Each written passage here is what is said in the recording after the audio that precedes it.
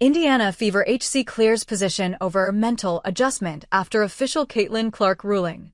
The Mystics had moved the Indiana Fever game to Baltimore, banking on Clark's draw to fill the 11,183-seat arena. But reality set in.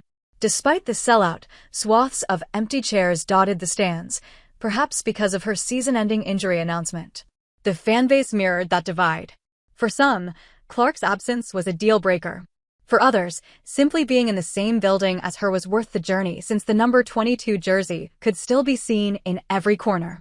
And even for the Fever, some part of that divide is there. Clark's shutdown provides something every Fever member has craved all season: clarity. No more waiting, no more guessing. Stephanie White and her squad now know exactly who they'll have for the postseason. And while Clark's shadow looms large, the Fever can now step forward without it. And if any group understands the art of pushing forward, it's this one.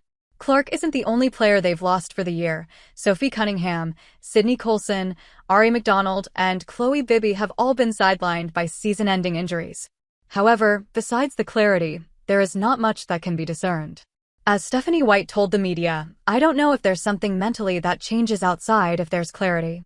And it's, thinking about how you are cracking, if she's coming back versus, now that we have a little bit more of a rhythm flow with our new players, what it looks like.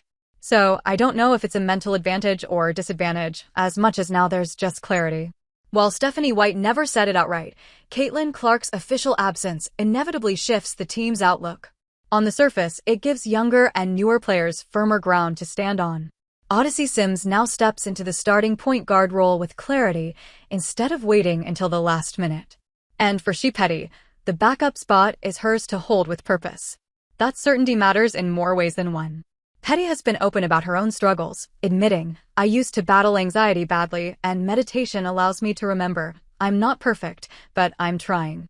It's a work in progress. Calm down." For her, knowing her role isn't just about rotations on the court, it's about stability and peace of mind. Clark's absence is significant, no doubt. But her announcement has at least allowed the rest of the Fever to focus on the present, without the constant question of what if, and with their ever-present motto of all we got, all we need. White further said, "We know we're continuing to move forward with this group, who've earned the right to be in the position that they're in. And we just continue to put one foot in front of the other and move forward." That has been the mantra of this team despite the injuries. Taking things step by step and not getting ahead of themselves. "We sit together and we fight, no matter what obstacles come our way, we will always stick together," Fever veteran Natasha Howard has said, echoing White, who once said, "We have great leadership in that locker room." She stated, "This group is tight. They're connected. They stay together." I think, for us, reiterating we've got to be where our feet are. We can't look too far behind us. We can't look too far in front of us. We've got to make sure that we're focused on one day at a time. So, the team will keep advancing like that.